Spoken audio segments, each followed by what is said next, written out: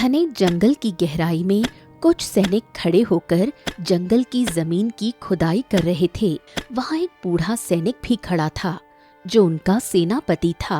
चलो चलो चलो चलो, तुम सबके हाथ में जान नहीं है क्या? जल्दी जल्दी हाथ चलाओ।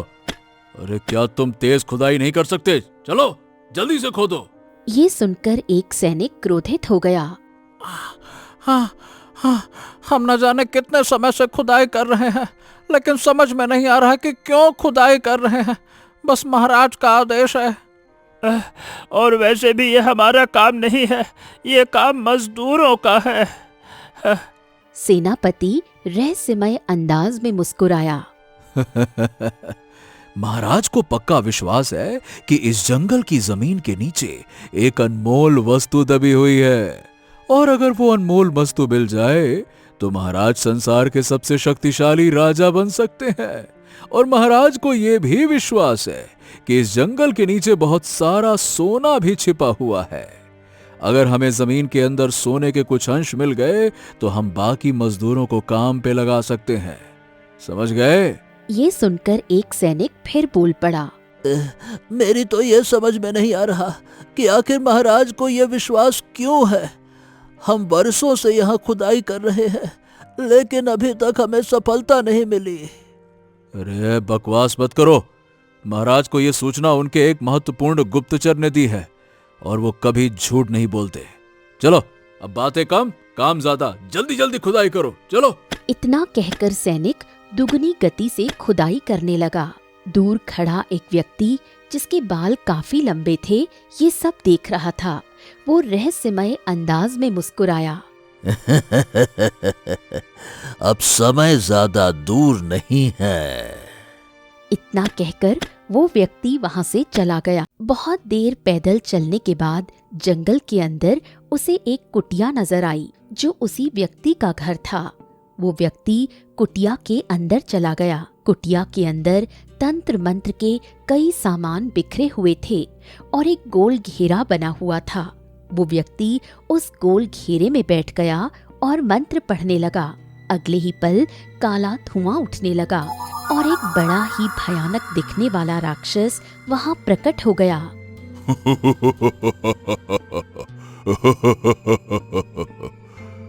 काल भैरव, आखिर तुमने मुझे क्यों बुलाया? वो व्यक्ति कोई और नहीं बल्कि जादूगर काल भैरव था। वो मुस्कुराते हुए राक्षसों के राजा की ओर देखने लगा। राक्षसों के राजा, तुम अच्छी तरह से जानते हो कि मैंने तुम्हें यहाँ क्यों बुलाया है। वर्षों पहले तुमने मुझे इस जंगल की जमीन की गहराई के नीचे दबे हुए एक खजाने की सूचना दी थी, लेकिन वो खजाना अभी तक मिला नहीं। राक्षसों का राजा मुस्कुराया। मंजिल बहुत करीब है। कुछ समय बाद सोना मिलना प्रारंभ हो जाएगा, और फिर उस सोने के नीचे हजारों वर्षों से सोई हुई कर्णिका मिलेगी, जो तुम्हें तुम्हारे मकसद में कामयाब बना सकती है। जो भी उसे बाहर निकालेगा वो उसकी गुलाम बन जाएगी। लेकिन मैं तुम्हें फिर से कहता हूं, और पहले भी कह चुका हूं, कि कर्णिका का अंत एक ऐसे मनुष्य के हाथों होगा जो एक पैर से अपाहिज होगा। ये सुनकर जादूगर काल भैरव हंसने लगा। लगता है तुम्हारी बुद्धि समाप्ति की ओर है। अरे उस अद्भुत शक्तिशाली कर्णिका का अंत ना तो तुम्हारे जैसे राक्षसों के राजा कर पाए और ना ही देवता कर पाए, और तुम कहते हो कि उसका अंत एक अपाहिज मनुष्य करेगा। मैंने पहले भी तुम्हारी बात पर विश्वास नहीं किया था, और अब भी तुम्हारी बात पर विश्वास नहीं करूंगा। राक्षसों का राजा फिर मुस्कुराया। बताना मेरा काम था, तुम्हें सावधान रहना होगा। इतना कहकर राक्षसों का राजा वहाँ से गायब हो गया और चारों ओर सन्नाटा फैल गया। इस घटना के कुछ दिनों बाद देवगढ़ गांव में वीर नाम का एक सुंदर युवक रहा करता था। लेकिन वीर एक पैर से अपाहिज था और बैसाखी के सहारे अपने कदम आगे बढ़ाता था। वीर गांव के बाजार में कुछ मजदूरों के साथ खड़ा था। तभी गांव का जमींदार वहां आया। अरे सुनो मजदूरों, आज मेरी हवेली में कुछ काम है, तुम सभी मेरी हवेली में चले आओ, तुम्हें अच्छी मजूरी दूंगा। ये सुनकर मजदूर खुश हो गए और वहां से चले गए। जमींदार जी, मेरे लायक भी कोई काम हो तो बता दीजिए ना। ये सुनकर जमींदार हंसने लगा। अब ये लंगड़े, जिन मजदूरों को मैंने अपनी हवेली में भेजा है, जानता है वो कौन सा काम करने वाले हैं। मेरे गोदाम में अनाज का भंडार लगा हुआ है। मैं चाहता हूँ कि वो अनाज की बोरियां अपनी पीठ पर लाद कर मेरी हवेली में रख दें। लेकिन किस्मत से मेरे बैल कुछ दिन से बीमार चल रहे हैं, इसीलिए ये मजदूर उन भारी बोरियों को अपनी पीठ पर लाद कर मेरी हवेली में रखेंगे। अब ये बता, क्या तू ऐसा कर सकता है? बता। अरे मुझे तो लगता है कि अगर बोरी तेरी पीठ पर लाद दी जाए तो तू एक क्षण भी नहीं टिक पाएगा, और अगर बोरी तेरे ऊपर गिर गई तो तेरा तो राम नाम सत्य हो जाएगा।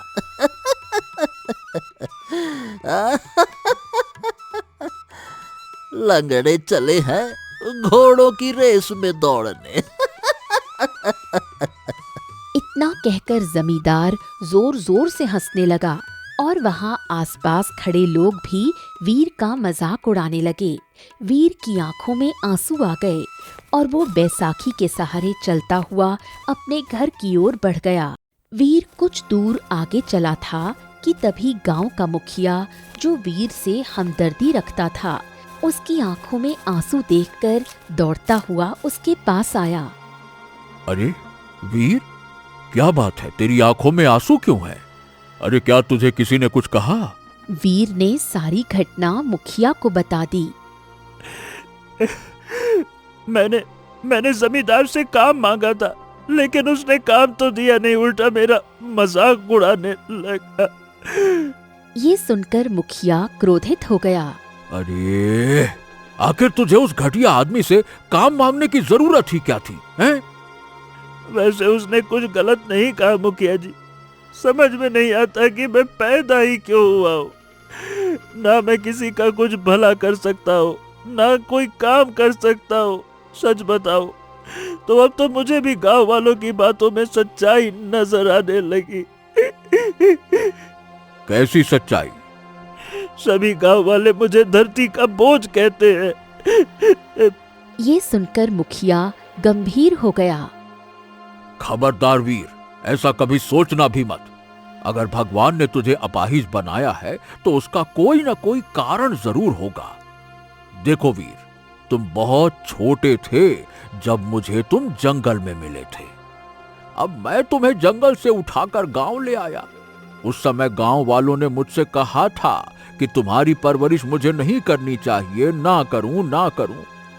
लेकिन मैंने गांव वालों की नहीं सुनी और मैंने वही किया जो इंसानियत रखने वाला मनुष्य करता है। मैंने तुम्हें हमेशा सच्चाई का पाठ पढ़ाया है बेटा, इसीलिए तुम गांव वालों की बातों में मत आया करो। अरे उनको भगवान ने मुंह दिया है तो उनका काम है कुछ ना कुछ कहना, और वो कहते रहते हैं। देखना, तुम एक दिन वो काम करोगे जिसकी कल्पना गांव वालों ने भी नहीं की होगी। ये सुनकर वीर मुस्कुराने लगा। बस मुखिया जी, आपकी ऐसी ही बातों से तो मुझे हिम्मत मिल जाती है। इतना कहकर वीर आगे बढ़ने लगा। अच्छा, अरे वीर, बेटा कहाँ जा रहे हो? ये रास्ता तुम्हारे घर का तो नहीं है? मुखिया जी, आप तो जानते हैं कि जब भी मेरा मन किसी बात से दुखता है, मैं जंगल चला जाता हूँ। जंगल में मुझे एक बड़ी ही विचित्र शांति मिलती है। मुखिया मुस्कुराया। ठीक है, जाओ, लेकिन जंगल की गहराई में मत जाना बेटा। जाओ, वीर बैसाखी के सहारे चलता हुआ जंगल की ओर चला गया। कुछ देर बाद वीर जंगल के एक घने वृक्ष के नीचे बैठ गया। इधर दूसरी ओर सैनिक खुदाई कर रहे थे कि तभी एक सैनिक को जमीन के अंदर कुछ चमकता हुआ दिखाई दिया। जैसे ही उसने और खुदाई की, उसकी आंखों में चमक आ गई। हाँ हाँ हाँ, अरे अरे महाराज का विश्वास सच्चा था, नीचे सोना है, सोना है नीचे। ये सुनकर सभी सैनिक चौंक गए और तेज गति से खुदाई करने लगे। कुछ ही देर बाद जमीन के नीचे दबा हुआ सोना मिलने लगा। सैनिकों में खलबली मच गई। कहा था ना कि महाराज का विश्वास सच्चा है। इत्तेफाक से एक बंदर वृक्ष के ऊपर खड़ा होकर ये दृश्य देख रहा था। अगले ही पल वो दौड़ता हुआ नीचे आया और एक सैनिक के ऊपर चढ़ गया और जोर जोर से आवाज करने लगा। सैनिक ने उसे नीचे फेंक दिया। अरे ये बंदर कहाँ से आ गया? अरे अरे हट हट हट हट! अरे देखते क्या हो, ये बंदर हमारे काम में बाधा डाल रहा है, फेंको इसे। सैनिक क्रोधित हो गए और उन्होंने बंदर पर हमला कर दिया। बंदर घायल हो गया। कुछ दूरी पर ही वीर बैठा हुआ था। अचानक उसे आवाज सुनाई दी। अरे ये कैसी आवाज है? इतना कहकर वीर बैसाखी के सहारे आवाज की दिशा में बढ़ने लगा।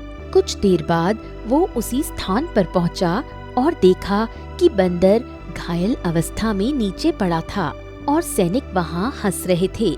ये देखकर वीर क्रोधित हो गया। अरे ये क्या बदतमीजी है?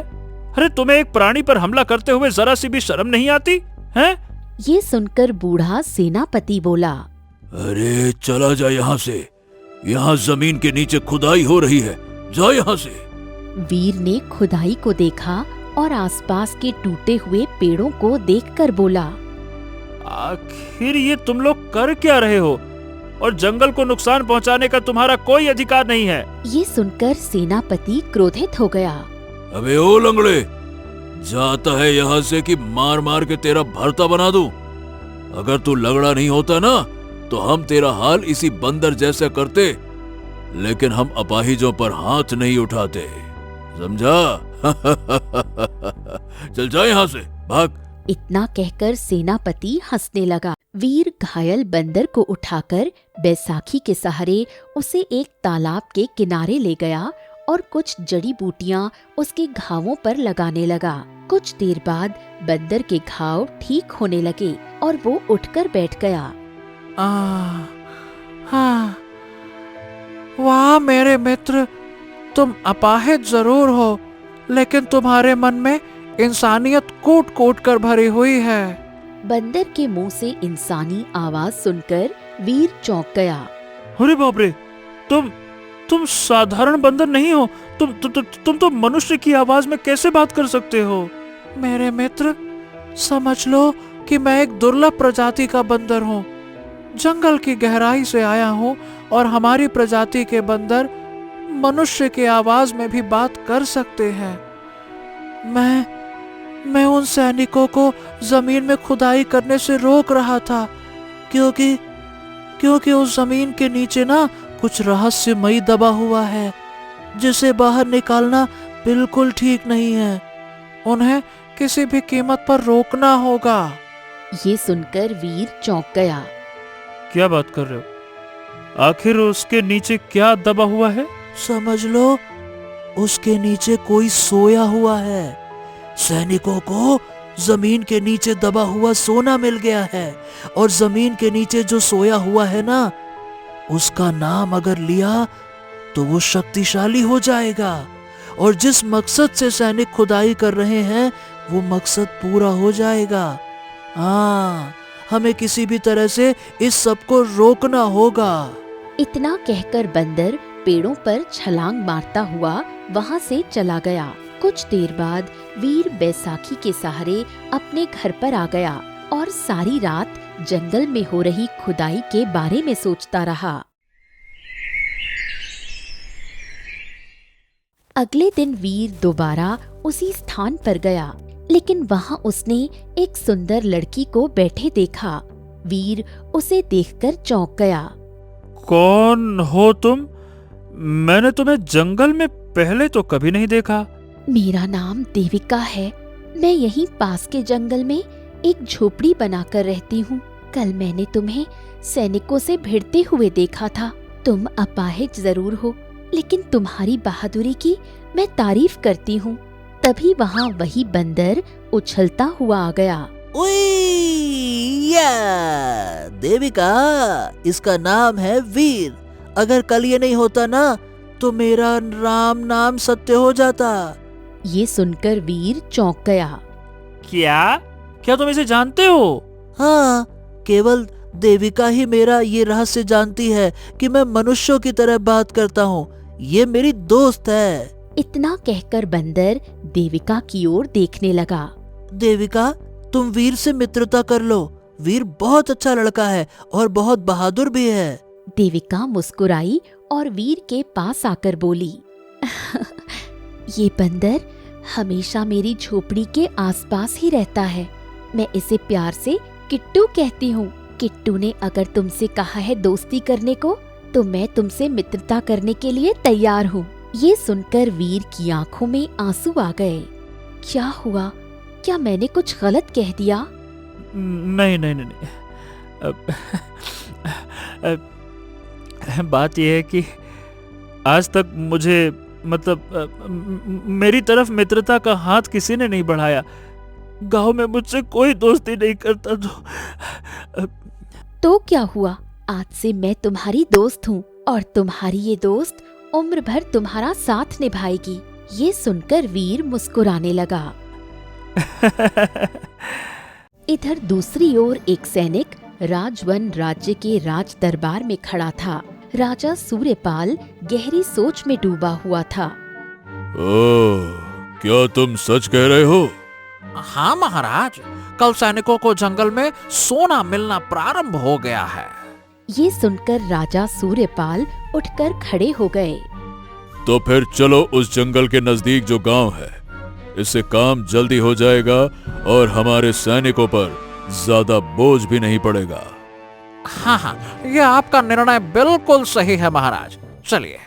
कुछ ही देर में राजा सूर्यपाल अपने सैनिकों के साथ देवगढ़ गांव पहुंचा।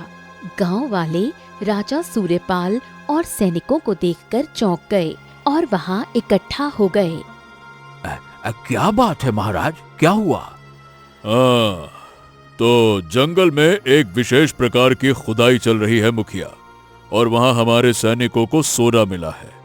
हमें विश्वास है कि पूरे जंगल की जमीन के नीचे गहराई में सोना और खनिज गड़ा हुआ है। हमें तुम्हारे गांव के लोगों की मदद की जरूरत है ताकि वो हमारे सैनिकों के साथ खुदाई में सहायता कर सकें। इसके बदले दिन भर में जितना भी सोना निकलेगा उसका 25% उन्हें दे दिया जाएगा। ये सुनकर मुखिया खुश हो गया। अरे वाह, ये तो बहुत अच्छी बात है महाराज। ठीक है, मैं कल ही सारे गांव वालों को जंगल में भेज दूंगा। हाँ। शाबाश, हमें तुमसे यही उम्मीद थी। बहुत बढ़िया। इतना कहकर राजा सूर्यपाल वहां से चला गया। कुछ ही देर में गांव में खुशी का माहौल फैल गया। कुछ देर बाद वीर गांव पहुंचा। उसने गांव वालों को खुश देखकर मुखिया से पूछा, मुखिया जी, क्या हुआ? गांव में इतना खुशी का माहौल क्यों है? तभी वहां जमींदार आ गया और वीर का मजाक उड़ाने लगा। अरे ओ लंगड़े, राजा सूर्यपाल आए थे और उन्होंने गांव के सभी लोगों को खुदाई करने का आदेश दिया है। जमीन के नीचे जो भी सोना मिलेगा उसका 25% गांव वालों को मिलेगा। लेकिन इसमें तेरा कोई फायदा नहीं, क्योंकि तू तो खुदाई कर ही नहीं पाएगा। ये सुनकर मुखिया क्रोधित हो गया। ए जमींदार, अपनी बकवास बंद करो। तुम्हें इस तरह किसी अपाहिज का बार बार अपमान करने का कोई अधिकार नहीं है। फालतू की बातें करते हो। लेकिन वीर ने जमींदार की बात पर ध्यान नहीं दिया। मुखिया जी, ये खुदाई तुरंत रोक दीजिए और महाराज के निर्णय को मानने से इनकार कर दीजिए। ये सुनकर मुखिया चौंक गया। हैं? अरे ये क्या कह रहे हो तुम बेटा? क्या तुम गांव का भला नहीं चाहते? गांव का भला तो मैं भी चाहता हूँ मुखिया जी, लेकिन मुझे पता चला है कि जंगल में भले ही सोना दबा हुआ है, लेकिन उसके नीचे कोई सो रहा है जिसे जगाना ठीक नहीं है। इससे भारी विपत्ति आ सकती है। लेकिन तुम इतना दावे के साथ ये कैसे कह सकते हो? वीर जंगल में मिली देविका और उस रहस्यमयी बंदर के बारे में मुखिया को बताने लगा। ये सुनकर जमींदार हंसने लगा। अरे सुन लो इस लंगड़े की बातें। इसे एक बोलने वाला बंदर मिला है और अचानक से एक लड़की भी मिल गई जो बंदर की दोस्त है। अरे वाह रे बेटा वाह, लंगड़े कोई और कहानी बना, तेरी इस कहानी पर कोई विश्वास नहीं करेगा। इतना कहकर जमींदार हंसता हुआ वहां से चला गया। वीर, मुझे लगता है कि अकेले रहने से तुम्हारा दिमागी संतुलन बिगड़ गया है। तुम्हें आराम की आवश्यकता है। वीर ने गांव वालों को समझाने का प्रयास किया, लेकिन गांव वाले उसकी बात सुनने को तैयार नहीं हुए। थककर वीर अपने घर चला गया। मुझे देविका और उस बंदर से बात करनी होगी।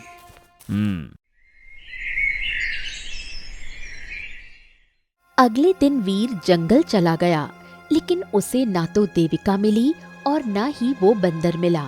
उस दिन के बाद वीर रोज जंगल जाता, लेकिन उसे कोई नहीं मिलता। इधर जंगल में खुदाई का काम बड़े ही जोर शोर से चल रहा था।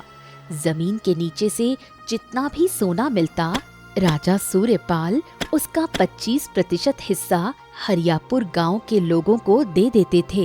एक दिन खुदाई का काम तेजी से चल रहा था कि तभी अचानक एक तेज धमाका हुआ और जमीन धंस गई। जितने भी मजदूर वहां काम कर रहे थे वो सब जमीन के नीचे गिर गए और सीधे एक सुरंग में जा गिरे। गांव का मुखिया, सैनिक और अन्य लोग, यहाँ तक कि राजा सूर्यपाल भी आश्चर्य से उस सुरंग को देखने लगे।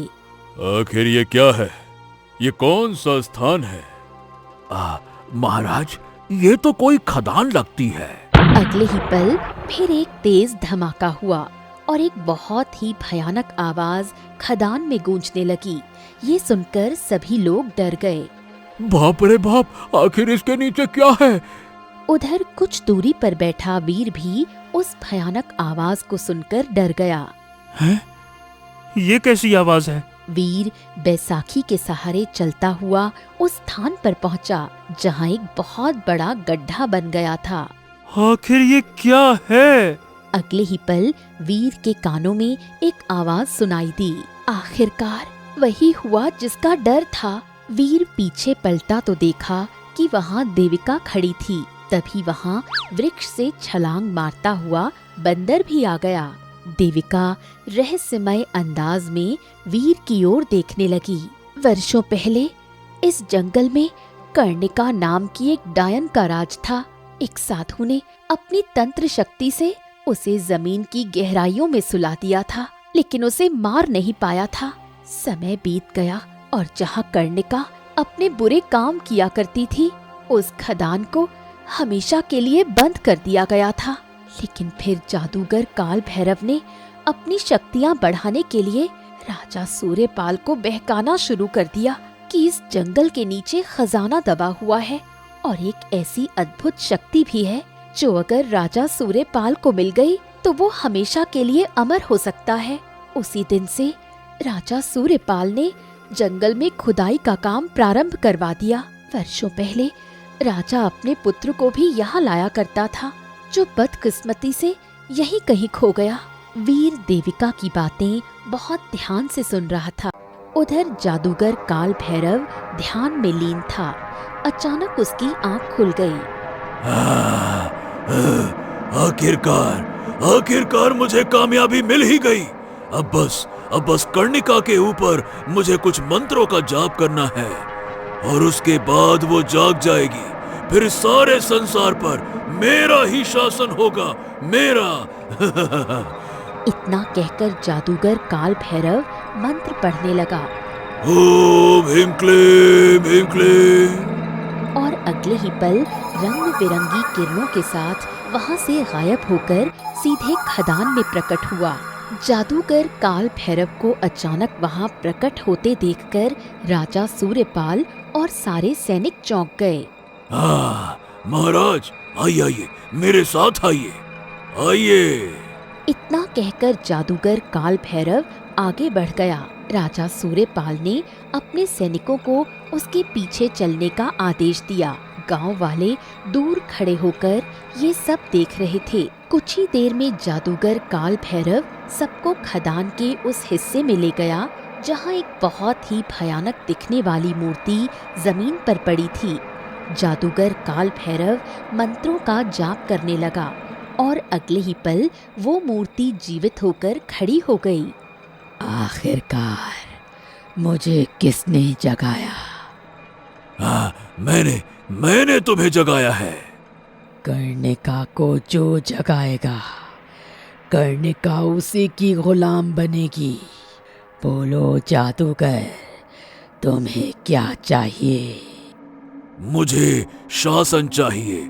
मैं सारी दुनिया का राजा बनना चाहता हूँ और अमर होना चाहता हूँ। ये सुनकर राजा सूर्यपाल डर गया। क्या? अरे लेकिन तुमने तो कहा था कि यहाँ कोई दिव्य शक्ति छुपी हुई है, लेकिन ये तो हमें कोई बुरी शक्ति लगती है। मूर्ख राजा, मैंने तुझे मूर्ख बनाया। अरे मैं तो इस जंगल की खुदाई करवाना चाहता था, क्योंकि मैं अकेले ये काम नहीं कर सकता था। अब कर्णिका मेरी गुलाम बन चुकी है। अब तू मेरा कुछ नहीं बिगाड़ सकता। अब मैं कर्णिका की मदद से सारे संसार पर शासन करूंगा और अमर हो जाऊंगा। इधर दूसरी ओर वीर देविका से बोला, लेकिन तुम्हें इसके बारे में कैसे पता? अगले ही पल देविका रंग बिरंगी किरणों के साथ एक सुंदर दिव्य स्त्री में परिवर्तित हो गई और बंदर भी रंग बिरंगी किरणों के साथ एक पुरुष के रूप में परिवर्तित हो गया। ये देखकर वीर चौंक गया। आखिर तुम दोनों हो कौन? मैं इस जंगल की देवी हूँ और ये इस जंगल का देवता है। वीर, कर्णिका जाग गई है। नियति में जो लिखा होता है वही होता है। तुम ही कर्णिका का अंत कर सकते हो। ये सुनकर वीर चौंक गया। लेकिन कैसे? मैं तो एक अपाहिज हूँ। मैं जानती हूँ कि तुम अपाहिज हो, लेकिन क्या तुम्हें पता है कि तुम अपाहिज कैसे बने थे? वर्षों पहले जब राजा सूर्यपाल यहाँ खुदाई करवा रहा था, उस समय तुम जंगल में भटक गए थे और एक मायावी शेर ने तुम्हारे पैर पर हमला कर दिया था। तब से तुम्हारी टांग खराब हो गई, लेकिन उस मायावी शेर की जादुई शक्तियाँ तुम्हारे शरीर में आ गई। ये मायावी शेर वास्तव में एक देवता था जो एक साधु के श्राप से शेर में परिवर्तित हो गया था। तुम जैसे ही कर्णिका के सामने जाओगे, तुम्हारी आंखों से रंग बिरंगी बिजली निकलेगी। कर्णिका उसे सहन नहीं कर पाएगी और पत्थर की मूर्ति बनकर टुकड़े टुकड़े हो जाएगी। ये सुनकर वीर चौंक गया।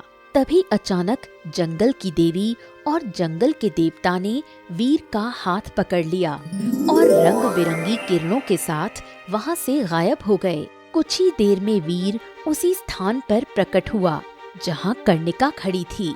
ये देखकर जादूगर काल भैरव चौंक गया। ये तो अपाहिज है। और तुम दोनों कौन हो?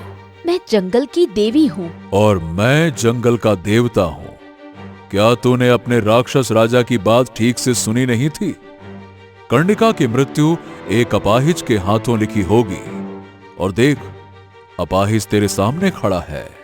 ये सुनकर जादूगर काल भैरव चिल्लाने लगा, असंभव, असंभव, असंभव है ये।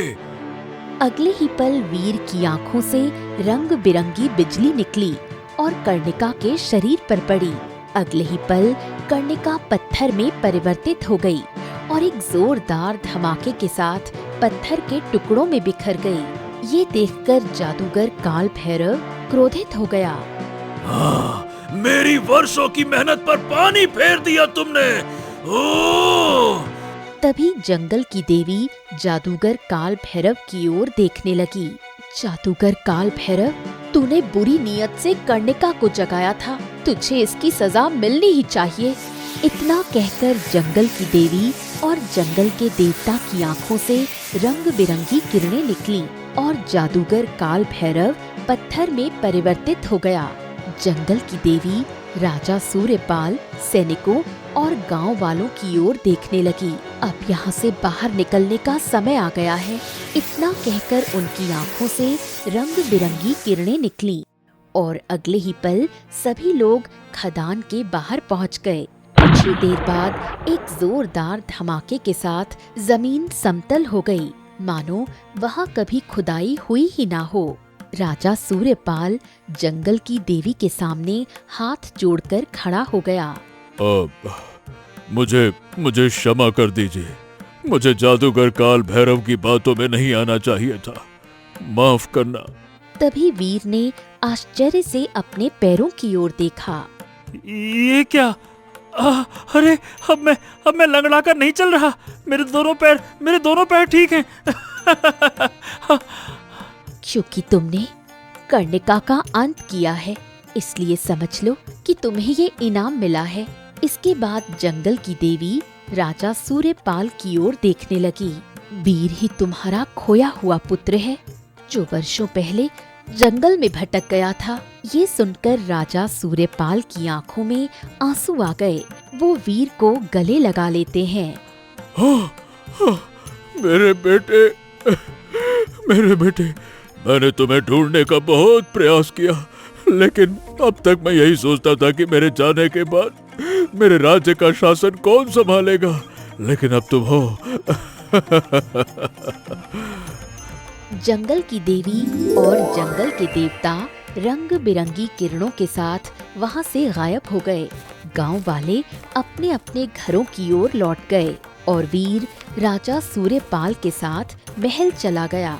अगले दिन राजा सूर्यपाल ने वीर को अपना उत्तराधिकारी घोषित कर दिया और स्वयं भगवान की भक्ति करने के लिए हमेशा के लिए जंगल में तपस्या करने चला गया। ईश्वर कभी किसी मनुष्य के साथ अन्याय नहीं करते। जिसे दुनिया अपाहिज समझती है, उसी के भीतर कभी कभी सबसे बड़ी शक्ति छिपी होती है और जब समय आता है तो वही उपेक्षित व्यक्ति इतिहास बदल देता है और अपने भाग्य का सच्चा राजा बन जाता है।